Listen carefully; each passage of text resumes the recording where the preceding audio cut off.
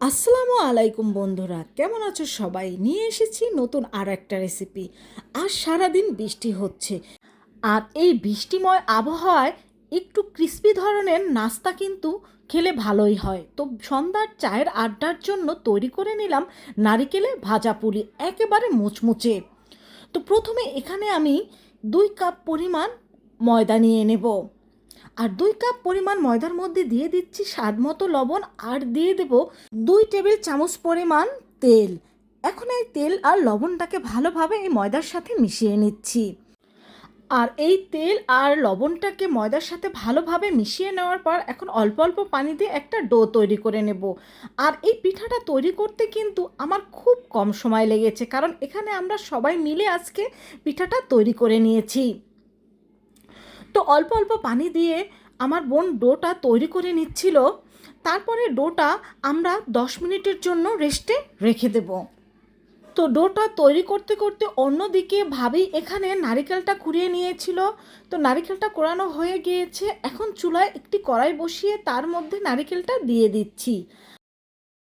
নারিকেলটা দিয়ে দেওয়ার পর এখন এর মধ্যে আমি দিয়ে দেব খেজুরের গুড়। এখানে আমি কোনো চিনি ব্যবহার করব না, এই খেজুরের গুড় দিয়েই আমরা পিঠার পুরটা তৈরি করে নেব। তো এখন খেজুরের গুড় আর নারিকেলটা ভালোভাবে একসাথে জাল করে আমরা পিঠার পুরটা তৈরি করে নেব। আর চিনির চাইতে কিন্তু খেজুরের গুড় দিয়ে নারিকেলের এই পুরটা তৈরি করলে কিন্তু সেটা বেশি টেস্টি হয়ে থাকে, সেটা তোমরা ভালোভাবেই জানো। তো আমাদের নারিকেলের পুরটা কিন্তু একেবারে তৈরি হয়ে গিয়েছে, এখন এটাকে নামিয়ে আমরা ঠান্ডা করে নেব। আর এখানে 10 মিনিট পরে এই ডোটাকে আমি আরও কিছুক্ষণ ভালোভাবে মেখে নিচ্ছি। তো ডোটাকে ভালোভাবে মেখে নেওয়ার পর এখন এর থেকে আমি লেচি কেটে নেব, আর লেচি কেটে আমরা পিঠার জন্য এখানে রুটি তৈরি করে নেব।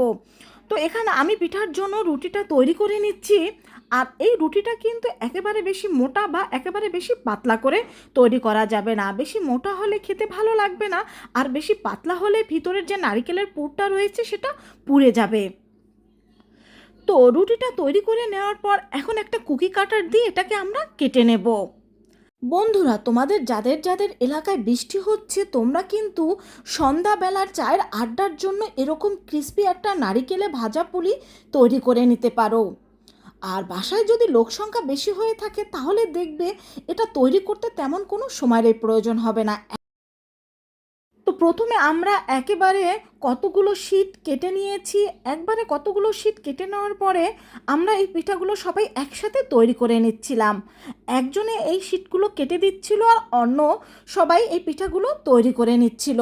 তো আমি তোমাদের একটা আলাদাভাবে তৈরি করে দেখিয়ে দিচ্ছি, দেখো কত সহজভাবে এই পিঠাটা তৈরি করে নেওয়া যায়। ইচ্ছে করলে কিন্তু তোমরা এটা গোল করেও তৈরি করে নিতে পারো, তবে আমি এটাকে এইভাবে করেই তৈরি করে নিচ্ছি। আর এই পিঠাটা তৈরি করা কিন্তু খুবই সহজ। তো দেখতেই পাচ্ছ আমাদের কিন্তু একটা পিঠা এখানে তৈরি হয়ে গিয়েছে। তো অলরেডি এখানে অনেকগুলো পিঠা তৈরি করা হয়ে গিয়েছে। এখন এই অল্প কিছু পিঠা আমি তোমাদের তেলের মধ্যে ভেজে দেখিয়ে দিচ্ছি। আর এগুলো কিন্তু তোমরা মিডিয়াম টু লো হিটেই ভেজে নেবে, এতে কিন্তু এই পিঠাগুলো অনেক বেশি ক্রিস্পি হবে। আর এগুলোকে আমি গোল্ডেন ব্রাউন করে ভেজে নেব।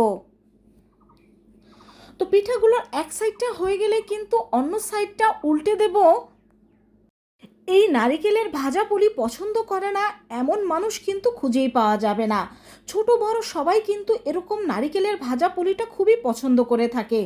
তো আমাদের এখানে এগুলো ভাজা হয়ে গিয়েছে, এখন এগুলোকে আমরা তুলে নিচ্ছি। এখানে অনেকগুলো পিঠা আমরা ভেজে নিয়েছি।